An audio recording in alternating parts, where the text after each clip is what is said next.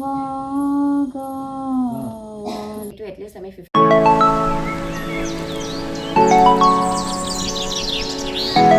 Hello' everyone সকলোকে মোৰ চেনেলৰ অন্য এটা ব্লগলৈ স্বাগতম জনাইছোঁ আৰু লগতে কাতি বিহুৰ ব্লগ জনাইছোঁ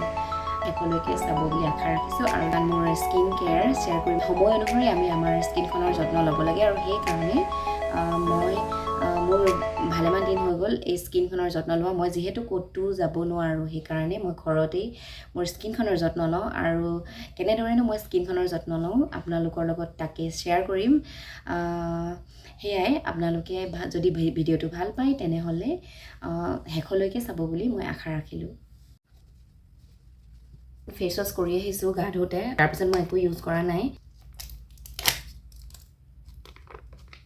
এইটো হৈছে ডাৰ্মাটকৰ age defying microfibre sheet mask with retinol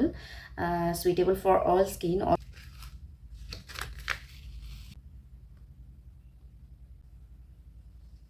15 minute আমি এনেকৈ মুখত লগাই থৈ দিব লাগে এটলিষ্ট 15 মিনিট ইয়াৰ পৰা যিবোৰ চিৰাম ওলায় সেই চিৰামখিনি আমি যদি পেলাই নিদি আমি এনেকৈ ইউজ কৰিব পাৰোঁ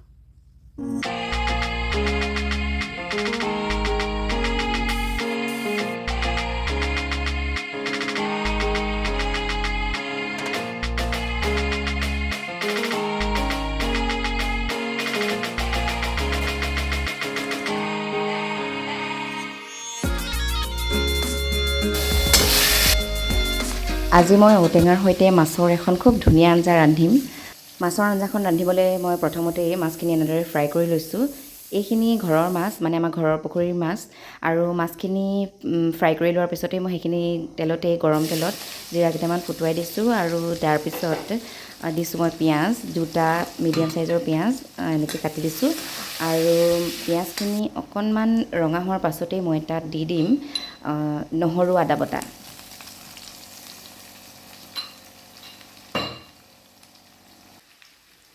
বাৰীৰে কেইডালমান ঢেকীয়া বুটলি আনি মই সেইকেইডালো ভালদৰে ধুই মেলি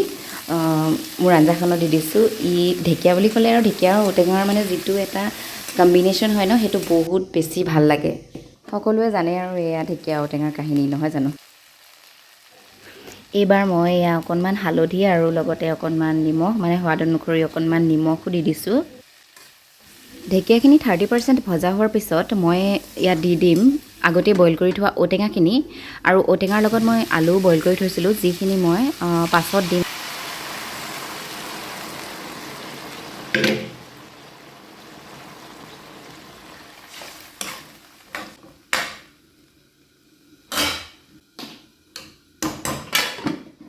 কাৰণ এতিয়া দাইল নাই বনোৱা মানে এই আঞ্জাখনেৰে আমি ভাতখিনি খাব লাগিব আৰু লগতে ভাজি অকণ বনাইছোঁ বাৰু কিন্তু দাইল বনোৱা নাই আৰু সেইকাৰণে মই জোল অকণমান বেছিকৈ ৰাখিম আপোনালোকে পাৰিলে ঠিক কৰিব পাৰে ডাঠ কৰিব পাৰে আঞ্জাখন তেতিয়াও বহুত ভাল লাগে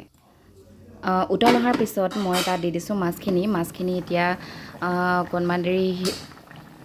খিনিৰ লগত মিলি যাবলৈ দিম মাছৰ যাতে ৰসটো ওলাই যায় আৰু এয়া দেখিছে দেখিবলৈ বৰ ধুনীয়া হৈছে আৰু অকণমান মই নিমখ দি দিছোঁ কাৰণ নিমখটো অকণমান মই কম পালোঁ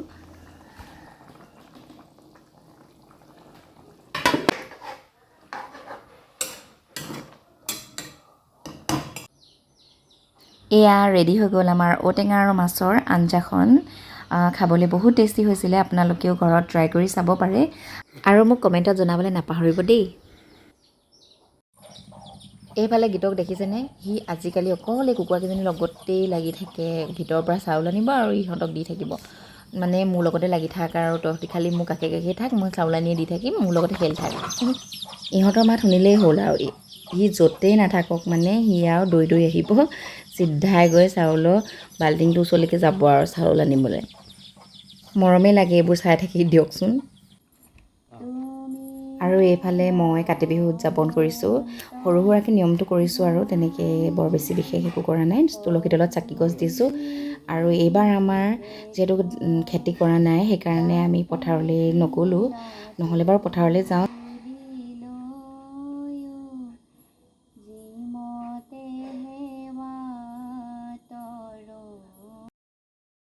এয়াই আৰু আজিৰ দিনটো এনেকৈয়ে গ'ল বহুত ভাল লাগিলে সঁচাকৈ নিজৰ বিহুটো বুলি ক'লে কাৰণো ভাল নালাগে নহয়নে বাৰু বহাগ বিহুৱে হওক বা ভোগালী বিহুৱে হওক বা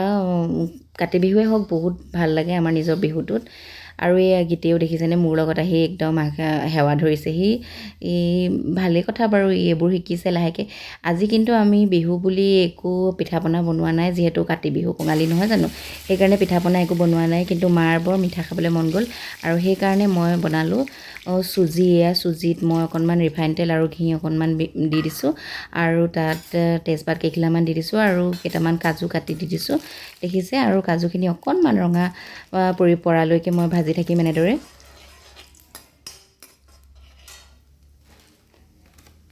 আৰু কাজুখিনি ৰঙা হোৱাৰ পাছতে মই তাত দি দিছোঁ চুজি। চুজিখিনি এনেদৰে অলপ সময় ভাজি থাকিম আৰু ৰঙা হোৱালৈকে ভাজিম, কাৰণ চুজিখিনি মই অকণমান ৰঙা হ'লেহে ভাল পাওঁ। এইটো কোনো দেখুৱাবলগীয়া ৰেচিপি নহয় আচলতে, সকলোৱে ইয়াতকৈ ভালকৈ বনাই খায় হয় নাই, কিন্তু মই আৰু মোৰ যিটো আৰু মই যেনেকৈ বনাইছোঁ সেয়াই বনাই দিছোঁ।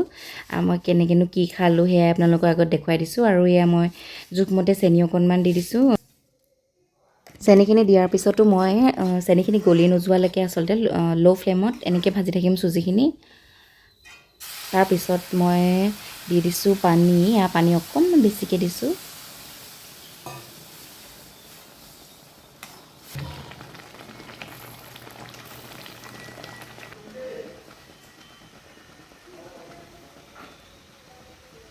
এয়া লাহে লাহে কনচিষ্টেঞ্চিটো এনেকুৱা হৈ গৈ আছে। সেয়া আৰু হৈ গৈছে মোৰ চুজি, প্ৰায় ছাৰ্ভ কৰিবপৰীয়া হৈ গৈছে আৰু। বৰ বেছি সময় নালাগে ন এইটো বস্তু, এইটো কিন্তু খাবলৈও বহুত ভাল লাগে। সেয়াই আৰু ঝটপট হোৱা এটা ইজি এণ্ড টেষ্টি ৰেচিপি। আৰু ইয়াত যদি আমি চুজিৰ হালোৱাত ঘি অকণমান দি দিওঁ আৰু লগতে যদি কাজু কেইটামান আৰু কিচমিচ কেইটামান, তেজপাত দুখিলামান যদি দি দিওঁ নহয়, সেই চুজিখিনি মানে বহুত বেছি টেষ্টি হৈ যায় আৰু বেছি টেষ্টি হৈ যায়। সেয়াই আজি আমাৰ বিহুটো এনেকৈ গ'ল, আজি আমাৰ দিনটো এনেকৈ গ'ল। আপোনালোকে যদি ভাল পালে মোৰ ভিডিঅ'টো প্লিজ লাইক কৰিব, শ্বেয়াৰ কৰিব আৰু ছাবস্ক্ৰাইব কৰিব। আজিলৈ আহোঁ, বাই বাই। নেক্সট ব্লগত আকৌ লগ পাম।